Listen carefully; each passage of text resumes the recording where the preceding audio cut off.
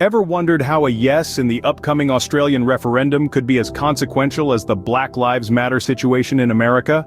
Now, that's a thought that might raise a few eyebrows, but sometimes it's the controversial questions that lead us to the most enlightening answers. You see, this referendum, much like the BLM movement, has its roots deep in the quest for equality and recognition.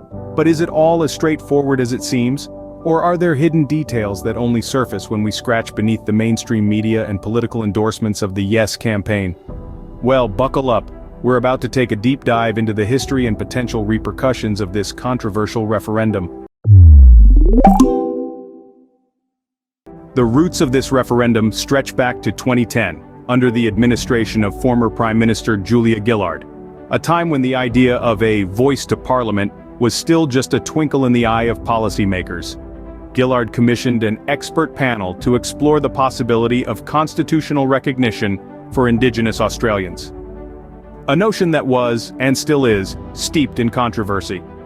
This panel, brimming with diverse perspectives, laid the groundwork for the Uluru Statement in 2017. The Uluru Statement was a call to arms, a plea for change, a demand for a voice to Parliament.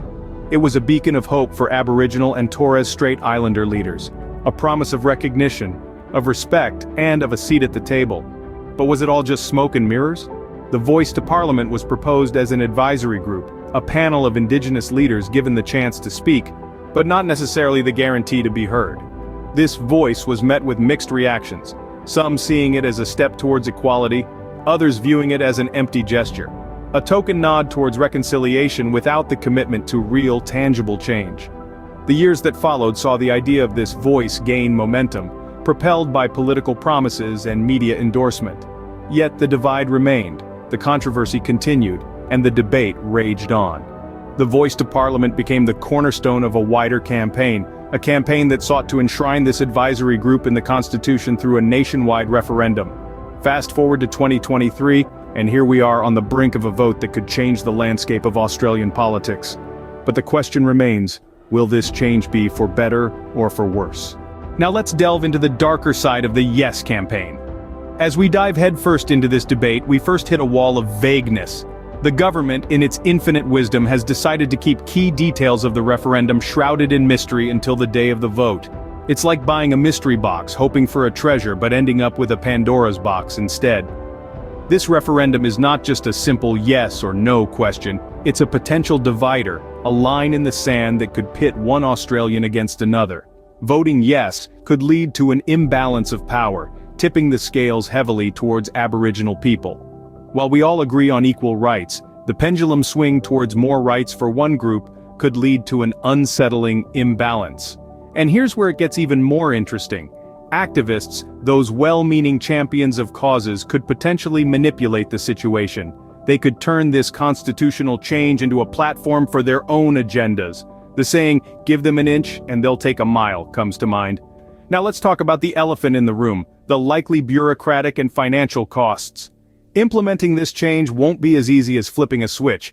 It's going to require time, resources, and yes, a lot of money. It's like throwing a lavish party, only to wake up the next morning to a mountain of bills and a dreadful hangover. Finally, let's not forget the permanency of this change. This isn't a trial run or a pilot program. Once it's in the Constitution, it's there to stay. We can't just sweep it under the rug if we don't like the outcome. It's like getting a tattoo of your ex's name. Once it's there, it's a permanent reminder of a potentially bad decision. Before casting a yes vote, it's crucial to understand these potential pitfalls. We're not saying no is the only way to go, but it's worth considering these factors before you make your mark. It's always better to be informed than to walk blindly into the voting booth, right? But what if I told you there's power in saying no? Yes, you heard it right. Voting no in the upcoming referendum isn't an act of defiance, but a stand for unity, balance, and financial prudence. Think about it. Voting no means maintaining the balance of power. Australia is a diverse nation with many voices, and it's essential that each voice is given equal weight.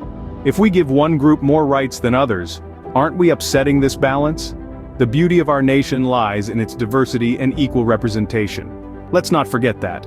Moreover, voting no might just be the key to averting potential divisions. The proposed changes could unintentionally create a divide between Indigenous Australians and the rest of the population. Is this what we want for our country? A no vote in this context is not a denial of rights, but a stand for unity and equality. And let's not forget the financial implications. Implementing these changes would introduce additional layers of bureaucracy, leading to increased costs and red tape. Our tax dollars could be better spent on education, healthcare, or infrastructure, rather than funding a system that might not even work as intended. Additionally, the referendum's details remain murky. There's a legal risk involved in voting yes without knowing the full implications.